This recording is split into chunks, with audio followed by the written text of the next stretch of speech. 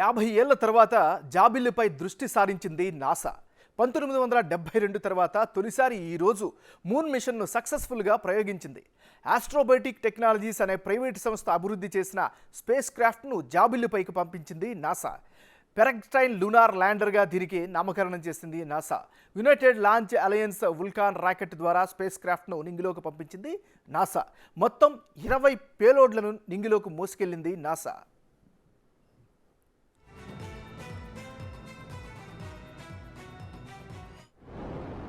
Good SRBs, hitting peak pressure on the SRBs.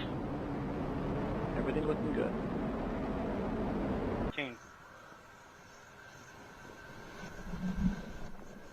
T-minus 10, 9, 8.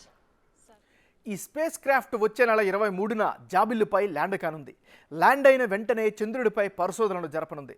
చంద్రుడిపై నీరు, మంచు, అవశేషాలతో పాటు రేడియేషన్, మ్యాగ్నెటిక్ ఫీల్డ్ను స్టడీ చేయనుంది నాసా. అంతేకాకుండా hydrogen content, thermal properties, lunar exospheres కూడా స్టడీ చేయనుంది NASA.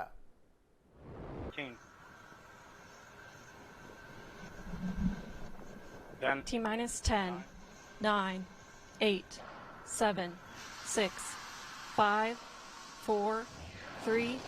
We have ignition. And liftoff of the first United Launch Alliance Vulcan rocket, launching a new era in spaceflight to the moon and beyond.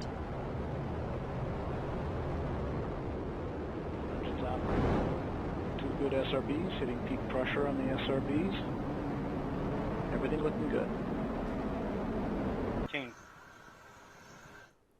1971లో Apollo 17 mission చివరిసారిగా NASA చేపట్టిన moon mission. ఆ తర్వాత చంద్రుడిపై దృష్టి సారించలేదు. ఇన్నేళ్ల తర్వాత మళ్ళీ పెరగ్రెయిన్ లూనార్ మిషన్ను చేపట్టింది నాసా. ఇటీవల చంద్రయాన్ సక్సెస్తో ఇస్రో ప్రపంచ దృష్టిని ఆకర్షించింది. ఇప్పుడు ఇస్రో బాటలోనే నాసా ప్రయాణిస్తోంది.